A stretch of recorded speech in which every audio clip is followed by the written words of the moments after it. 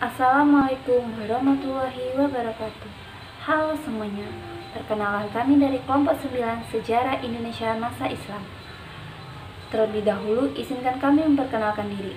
Saya sendiri yaitu Yuni Habibatur Rahman dengan nomor NPM 2122001. Dan rekan saya yaitu Abdan Arizal Fahmi dengan nomor NPM 2122031. Di video kali ini, kami akan menjelaskan mengenai materi tentang peranan Wali Songo dalam menyebarkan agama Islam di Jawa dan peninggalannya.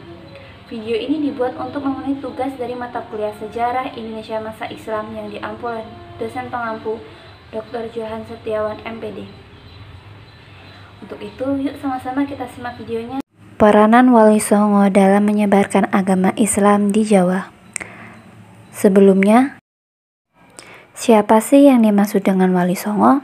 Wali adalah orang yang menyebarkan agama Islam dengan menggunakan pendekatan budaya dengan cara altukulturasi budaya lokal yang dikemas Islam seperti wayang, tembang Jawa, gamelan.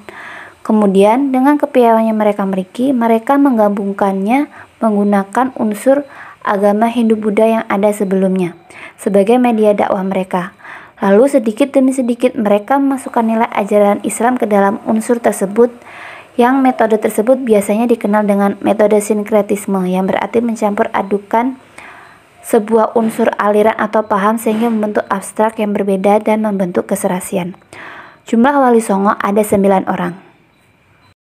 Berikutnya yaitu mengenai siapa saja tokoh Wali Songo itu. Yang pertama yaitu Sunan Gresik atau nama aslinya Maulana Malik Ibrahim. Beliau wafat pada 12 Rabiul Awal 822 atau lebih tepatnya 8 April tahun 1419 dan merupakan pelopor penyebaran Islam di Jawa. Karena menyebarkan agama Islam, beliau dikenal dengan Sunan Gresik. Pendekatan yang dilakukan olehnya yaitu cocok tanam dan jalur perdagangan. Lalu kemudian beliau mendirikan pondok di Gresik. Sunan yang kedua yaitu Sunan Ampel. Sunan Ampel memiliki nama asli yaitu Raden Rahmat. Sunan Ampel menyebarkan Islam di daerah Ampel, Surabaya.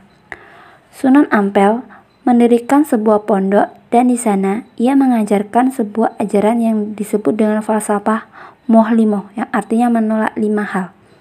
Beliau meninggal dan dimakamkan dekat Masjid Ampel, Surabaya. Nama Sunan yang selanjutnya yaitu Sunan Bonang atau nama aslinya yaitu Maulana Ma'dum Ibrahim. Sunan Bonang mempelajari metode penyebaran Islam di Malaka. Kemudian ia mengencarkan dakwahnya melalui musik gamelan. Karena pada saat itu di wilayah dakwahnya yaitu Tuban, masyarakat Tuban cenderung menyukai hiburan terutama pada bidang musik. Sunan selanjutnya yaitu Sunan Derajat. Sunan Derajat belajar ilmu agama dengan berguru kepada Sunan Muria. Dan kemudian setelah berguru kepadanya, ia membangun pondok pesantren di Desa Derajat, Paciran, Lamongan. Dia melakukan dakwah melalui suluk. Sunan selanjutnya yaitu Sunan Kalijaga. Beliau memiliki nama asli Raden Sahid. Beliau Raden Sahid merupakan anak dari seorang bupati Kabupaten Tuban yang bernama Arya Wilatika. Ayahnya tersebut merupakan pemimpin kelompok Ronggolawe yang memerintah pada zaman pemerintahan Kerajaan Majapahit. Kemudian dia memprotes keras atas penarikan pajak yang tidak berperi kemanusiaan pada masa Kerajaan Majapahit. Kemudian dia melakukan aksi dengan para pengumpul pajak tersebut dan dibagikannya kepada para rakyat miskin. Strategi dakwah yang digunakan olehnya yaitu menggunakan wayang kulit. Sunan Kudus memperoleh ilmu agama atas kegigihannya belajar di Yerusalem. Dan di sana ia mendapatkan ilmu agama yang bersumber langsung dari para ulama Arab. Kemudian Sunan Kudus mendirikan pondok pesantren bagi orang awam di daerah Loram, Kudus, Jawa Tengah yang ingin belajar agama Islam. Beliau menggunakan metode melalui pendekatan terhadap budaya setempat dan menyisipkan nilai agama Islam. Sunan selanjutnya yaitu Sunan Muria atau Raden Umar Said. Sunan Muria memilih daerah pesisir pantai dan terpencil. Kemudian ia memilih Gunung Muria di Provinsi Jawa Tengah. Dalam dakwahnya, ia menggunakan kebudayaan yang ada pada daerah tersebut.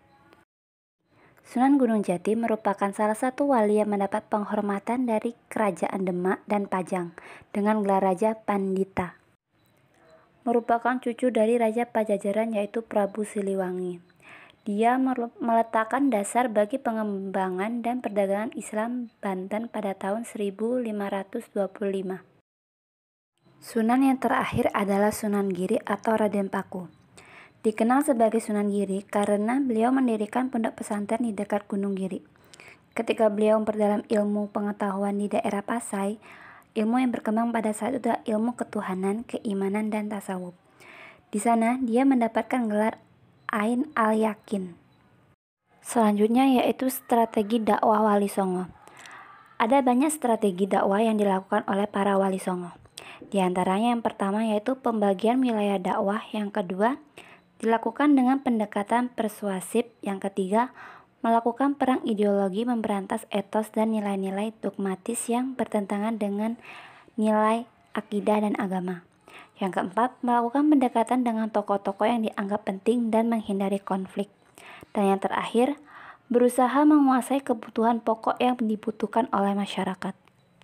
Selanjutnya yaitu metode dakwah yang dilakukan Wali Songo. Wali Songo melakukan berbagai macam metode dalam melakukan dakwahnya. Metode tersebut yang pertama yaitu pembentukan dan penanaman kader serta penyebaran dakwah.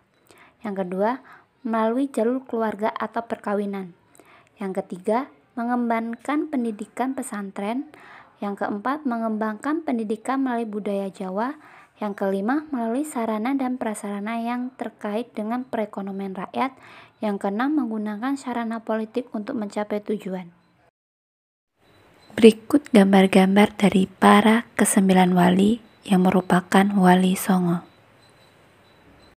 Adapun peran Wali Songo dalam beberapa bidang. Yang pertama yakni bidang pendidikan, terlihat dari aktivitas mereka dalam mendirikan pesantren, sebagaimana yang dilakukan oleh Sunan Ampel, Sunan Giri, dan Sunan Bonang. Dan yang kedua yaitu bidang politik. Pada masa pertumbuhan dan perkembangan kerajaan-kerajaan Islam di Jawa, Wali Songo mempunyai peran yang sangat besar. Yang ketiga yaitu dalam bidang dakwah. Sebagai mubalik, Wali Songo berkeliling dari satu daerah ke daerah lain dalam menyebarkan agama Islam. Selanjutnya itu peninggalan Wali Songo. Beberapa peninggalan Wali Songo adalah yang pertama, wayang kulit nuansa Islam. Salah satu metode dakwah Wali Songo yang populer ialah wayang kulit. Adalah Sunan Kalijaga yang mempopulerkan cara dakwah seperti ini dan menarik perhatian masyarakat Jawa. Dirinya menyisipkan kisah-kisah Islam di masa lampau menggunakan wayang kulit.